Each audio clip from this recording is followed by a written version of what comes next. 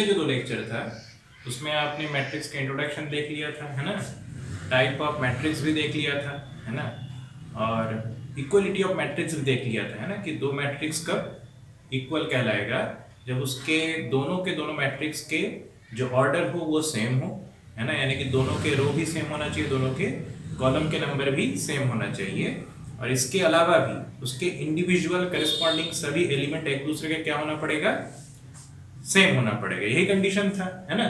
तो बस इन्हीं फैक्टर्स को इस्तेमाल करते हुए इन सभी प्रॉब्लम्स को आज हम लोग सॉल्व करेंगे, है ना। तो पहला प्रॉब्लम क्या दिया हुआ है, ध्यान से सुनिए। A matrix has 12 elements. एक कोई मैट्रिक्स है जिसमें टोटल एलिमेंट्स कितने हैं, 12 है, ठीक है ना। What are the possible orders it can have. कह रहा है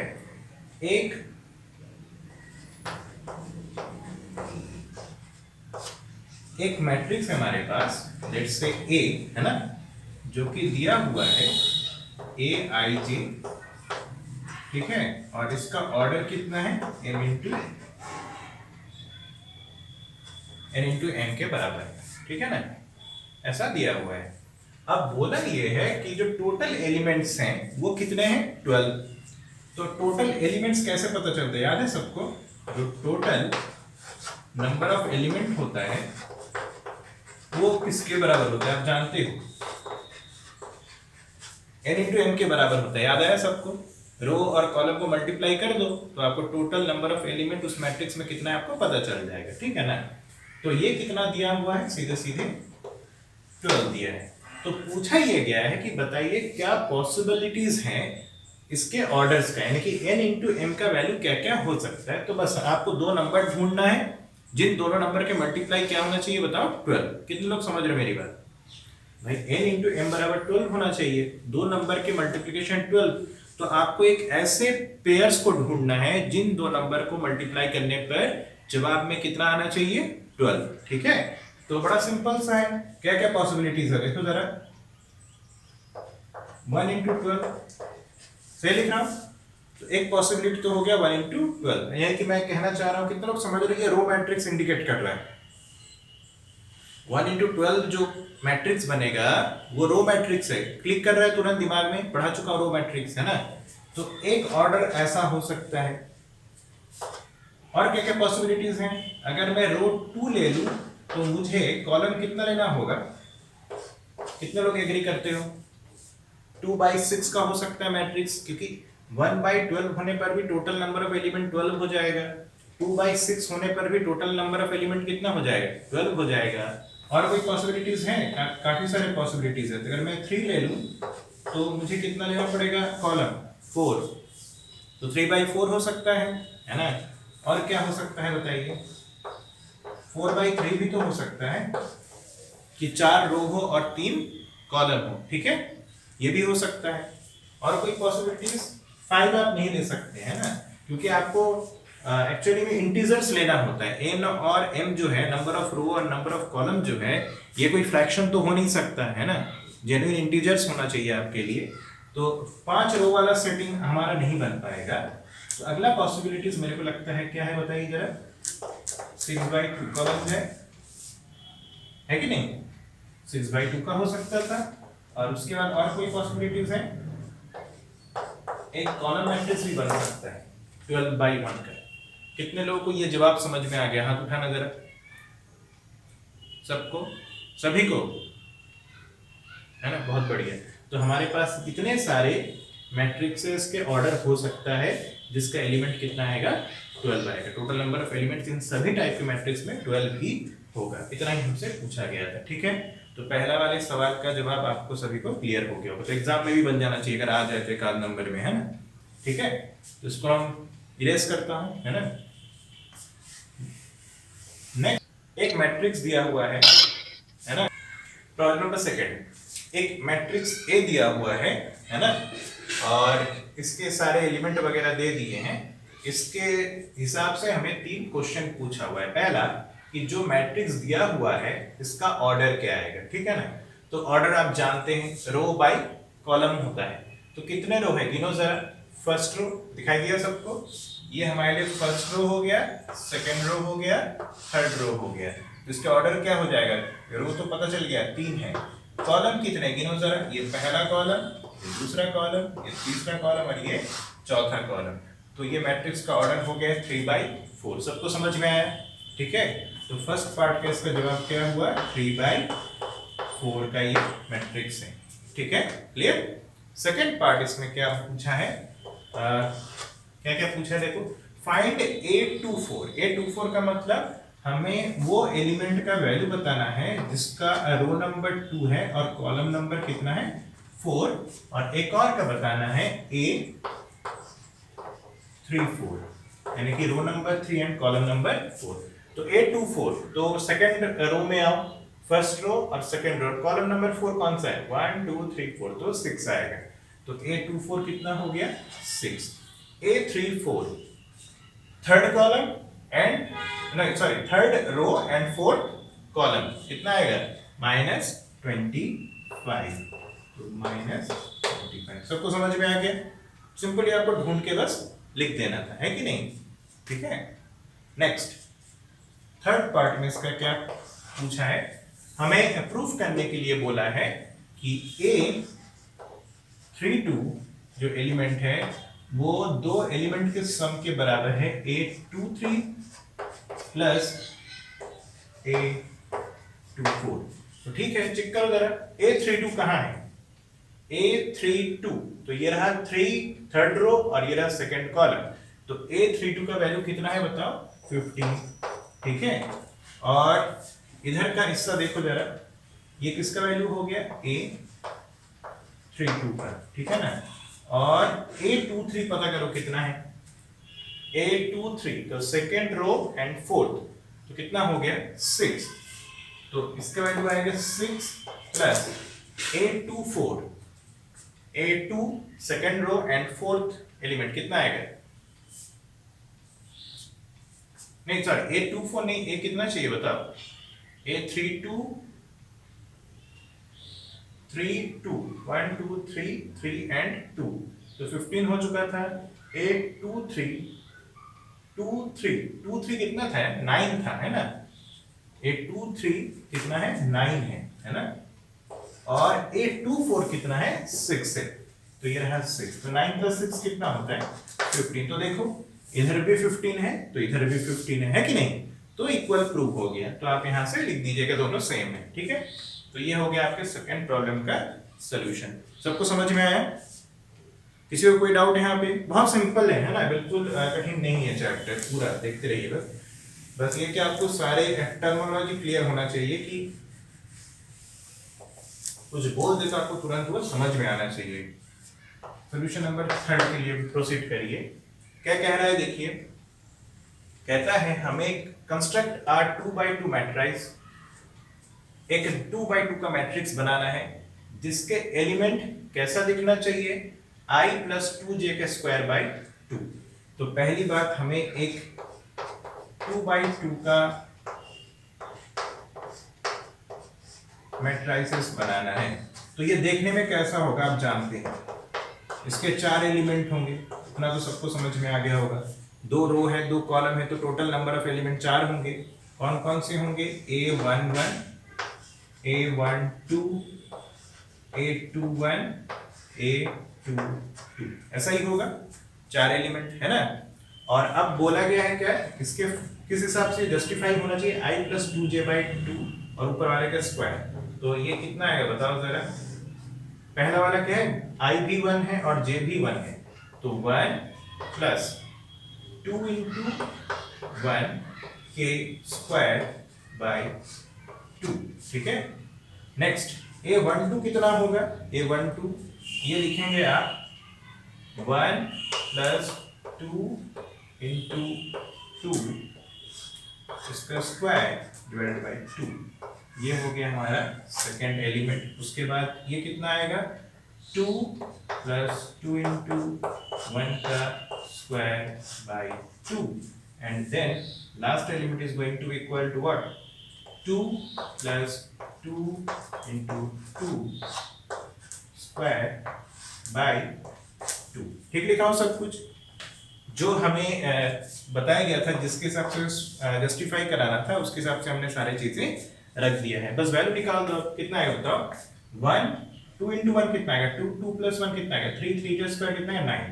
तो हम आंसर यहाँ पे लिख रहे हैं, बताना कितना आएगा 9/2। ठीक लिखा, 2 1 जा 2 प्लस 1 3, 3 का स्क्वायर 9, तो 9/2। ये कितना आएगा 2 2 जा 4, 4 प्लस 1 5, 5 का स्क्वायर 25/2। 2 और 2 1 जा 2, 2 प्लस 2 कितना है 4, 4 का स्क्वायर कितना आएगा 16, 16/2 कितना आएगा बताओ 8।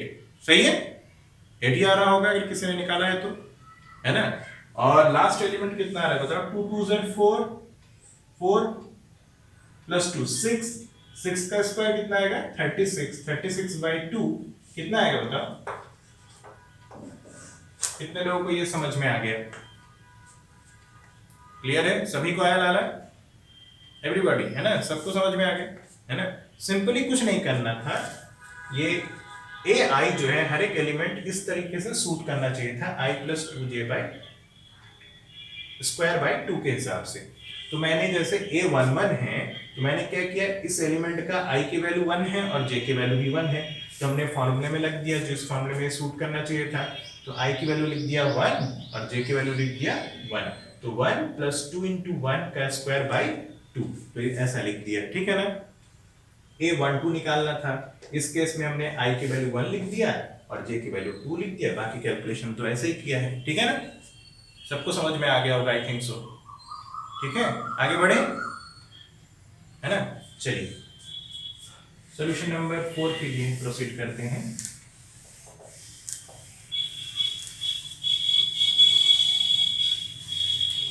देखिए सॉल्यूशन नंबर 4, सवाल क्या दिया हुआ है, मिलता जुलता सवाल है थर्ड वाले की तरह। हमें एक 2/3 का मैट्रिक्स बनाना है, जिसका एलिमेंट इस तरह से जस्टिफाई होना चाहिए i - j/i + j। तो हमें जो एलिमेंट, जो मैट्रिक्स बनाना है वो 2/3 का बनाना है, यानी कि 2 रो और 3 कॉलम। तो दिखाई कैसा पड़ेगा जानते हो ना, a11 a12 a13 a21 a22 a23। कितने लोग समझ गए हो, 2/3 मैट्रिक्स बनाने के लिए बोला है तो ऐसा ही बनेगा, देखने में तो ऐसा ही बनाना पड़ेगा हमें, है ना। 9 एलिमेंट 6 एलिमेंट होंगे और इस तरीके के दिखेंगे, 2 रो और 3 कॉलम। अब जो बोला है कि एलिमेंट का जस्टिफिकेशन किस तरीके से होना चाहिए, तो i - j/i + j। तो बस सभी के i और j की वैल्यू फॉर्मूले में सब्स्टिट्यूट कर दीजिए, तो कितना आएगा बताओ 1 - 1/1 + 1। इसके लिए क्या लिखेंगे 1 - 2/1 + 2। इसके लिए लिखेंगे 1 - 3/1 + 3। और सेकेंड रो वाले एलिमेंट क्या क्या बनेंगे बताओ 2 - 1/2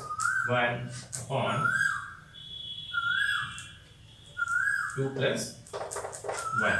ये वाला एलिमेंट कितना बनेगा 2 - 2/2 + 2। और लास्ट एलिमेंट क्या बनेगा 2 - 3/2 + 3। फाइनली बस कैलकुलेशन बचा है तो कर लीजिए, कितना आना चाहिए बताइए। ये तो 0 हो गया, 1 - 1 0, 0 by any number going to give you 0, सीधे सीधे। ये कितना आएगा बताओ -1/2 + 1 कितना आएगा 3। ये कितना आएगा बताओ जरा -2/3 + 1 कितना आएगा 4। ठीक लिखा हो गया, है ना। ये कितना आएगा बताओ 2 - 1 तो 1/2 + 1 3। ये तो 2 - 2 0, 0 by any number going to give you 0। और लास्ट एलिमेंट क्या बनना है बताइए जरा 2 - 3 यानी कि -1 और 3 + 2 कितना बन जाएगा 5। समझ में आया सभी को, पक्का। तो इस तरीके के मिलते जुलते सवाल आप बना लीजिएगा, आई और जे की वैल्यू सब्स्टिट्यूट करना है, सिंपल सी बात है, कुछ भी ऐसा हुआ नहीं है ना। जैसा फॉर्मूला आपको दिया जाएगा, कितना भी कॉम्प्लेक्स फॉर्मूला दिया जाए, आप सिंपली उस पर्टिकुलर एलिमेंट के आई के वैल्यू और जे के वैल्यू को सिर्फ सब्स्टिट्यूट कर दीजिए, आप जवाब तक पहुंच जाएंगे। समझ में आया सभी को ना? डन? ठीक, चलिए अब चलते हैं सोल्यूशन नंबर 5 के लिए।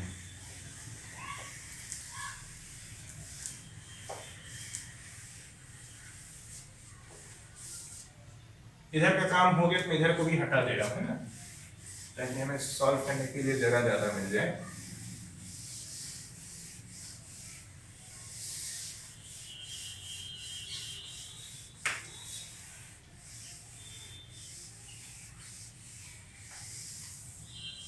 देखिए सोल्यूशन नंबर 5 क्या क्वेश्चन नंबर 5 क्या कह रहा है, देखिए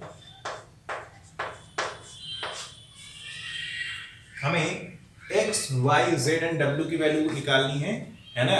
बस शर्त क्या है, उसमें दोनों दो मैट्रिक्स दिया है और दोनों को इक्वल टू से दिखाया गया, यानी कि ये दोनों मैट्रिक्स कैसा मैट्रिक्स है, इक्वल मैट्रिक्स है ना। और इक्वल मैट्रिक्स होने का क्या कंडीशन होता है आप जानते हैं, करस्पॉन्डिंग सभी एलिमेंट्स क्या होना पड़ेगा, सेम। ऑर्डर तो आपको दिख ही गया होगा, दोनों के सेम है, दोनों के दोनों 2x2 का मैट्रिक्स दिया हुआ है क्वेश्चन नंबर 5 में, दिखाई दे रहा है ना सबको, दोनों मैट्रिक्स 2x2 का ही है, देख रहे हो ना, ये भी 2x2 का है और ये भी 2x2 का ही है, ठीक है। तो क्या क्या दिया है, मैं दोबारा लिख रहा हूं, x माइनस वाई और यहां दिया है 2x माइनस वाई, है ना, और यहां दिया है 2z प्लस w और यहां दिया है 2x प्लस w, और ये इक्वल है किसके, 5, 3, 12 एंड 15, सही है, यही है ना। तो आगे सॉल्व करो, बस कंपेयर करते चलो आंसर आ जाएगा। जैसे अब जानते हैं इक्वल मैट्रिक्स दे दिया तो ये इसका 1 1 इसका 1 1 के सेम होगा, इस ये वाला एलिमेंट करस्पॉन्डिंग एलिमेंट्स को बस इक्वेट करते चलो, अब जवाब तक पहुंच जाए, ठीक है ना। सभी के सभी करस्पॉन्डिंग एलिमेंट को इक्वेट कर दीजिए, तो x minus y is equal to आने वाला है 5, है ना, और इस वाले इक्वेशन को यूज कर रहा हूं तो आपको मिलेगा 2x minus y is equal to what, 12। ये देखिए pair of linear equation in two variable हो चुका है, ये जो दिख रहा है ये देख रहे हो ना, ये क्लास 9 10th में आप सॉल्व करके आए हो, है ना, pair of linear equation two variable. तो आप एलिमिनेशन, सब्स्टिट्यूशन, कोई सही मेथड लगा दो आंसर तक पहुंच जाओगे, है ना। तो मैं क्या कर रहा हूं, एक काम करता हूं, मैं इस ये नीचे वाले में ऊपर वाले को सब्स्टिट्यूट कर रहा माइनस कर रहा हूं, सब्ट्रैक्ट कर रहा हूं, तो कितना आएगा बताओ, मैं ऊपर वाला माइनस कर दूं, माइनस प्लस साइन चेंज करके, तो 2x minus x this plus this तो प्लस 0, ये कितना आएगा बताओ, 12 में से 5 गया तो 7, तो x इज इक्वल टू कितना आ चुका है 7, समझ गए हो। तो y निकाल लो, इसी वैल्यू को जाके इसमें डाल दो, तो कितना आएगा बताओ, x माइनस 5 दिया हुआ था, तो y इज इक्वल टू कितना होगा, x माइनस 5, ठीक लिखा हूं, यही आएगा ना, यही आएगा, है ना। तो y इज इक्वल टू कितना हो जाएगा बताओ, 7 माइनस 5, तो y इज इक्वल टू हो जाएगा, सबको समझ में आया, आ गया, है ना, ठीक है। इस तरीके से इधर वाले w और z को भी पता लगा सकते हैं, कैसे लगेगा देखो, ये दोनों इक्वेशंस को लिख लो, 2z plus w is equal to 3 और 2x plus w is equal to 15। x की वैल्यू हम निकाल चुके हैं, देख रहे हो ना, ये रहा, इसको लाके यहाँ सब्स्टिट्यूट कर दो, तो 2 plus 7 plus w is equal to 15, तो मेरे ख्याल से direct w is equal to कितना आ चुका है 1, समझ गए हो ना, तो 7 2 14 उधर ले दिया तो 1, और इस w को वैल्यू ले जाके आप इसमें डाल दीजिए, तो आपको 2z इज इक्वल टू कितना मिलेगा, 3 माइनस 1, 1 के वैल्यू उधर जो माइनस हो गया है, तो 2z बराबर 2, तो z इज इक्वल टू कितना आएगा 1। सबको समझ में आ गया? पक्का? मेरे ख्याल से कोई डाउट होना नहीं चाहिए, बड़ा सिंपल सा था। ठीक है ना? कि किसी तरीके से सॉल्यूशन नंबर 6 भी वैसे ही होगा, है कि नहीं? अगर आप सॉल्यूशन नंबर 6 को देखें, वही दोनों मैट्रिक्स इक्वल दिया हुआ है, ए बी का वैल्यू पूछा हुआ है, तो बस ठीक है, ये एलिमेंट इसके बराबर होगा और ये एलिमेंट इसके बराबर होगा, इन दोनों से काम हो जाएगा। तो a प्लस बी बराबर हम लिखेंगे 6 और दूसरा हमारे पास a इंटू बी बराबर कितना दिया हुआ है?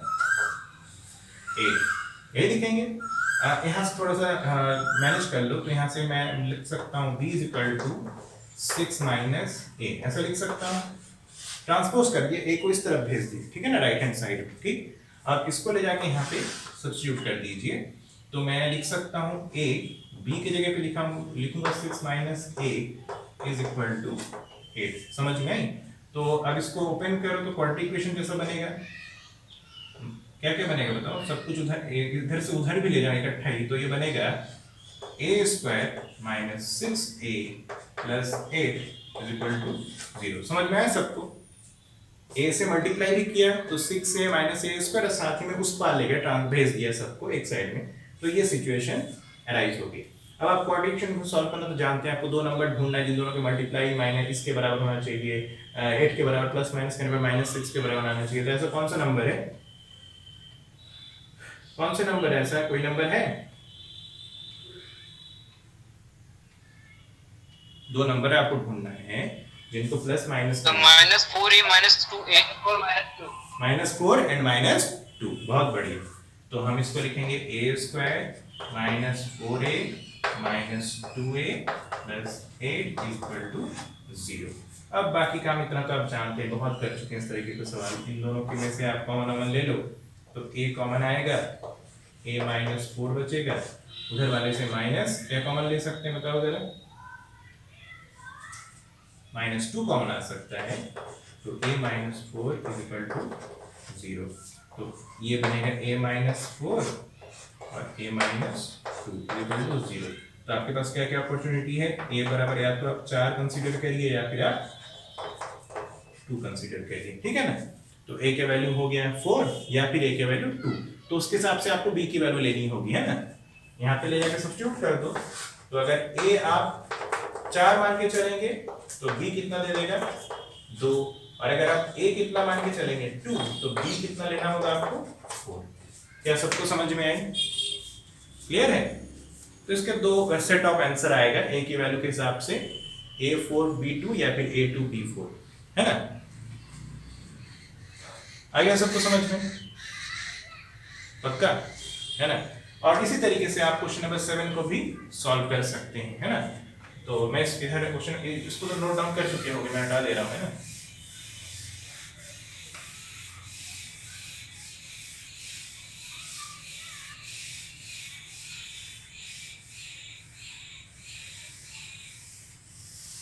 देखिए, हाँ ये रहा। तो सेम लॉजिक है, आप करस्पॉन्डिंग एलिमेंट्स को क्या कर दीजिए? इक्वेट कर दीजिए। तो एक तो आपके पास मिलेगा 2x plus 1 is equal to x plus 3। सही लिखा हूं, है ना? तो यहां से मैं लिख सकता हूं x को इधर भेज दो तो ये बनेगा x, और इधर 1 को इधर भेज दो तो x का वैल्यू आ गया है 2 डायरेक्टली, है ना?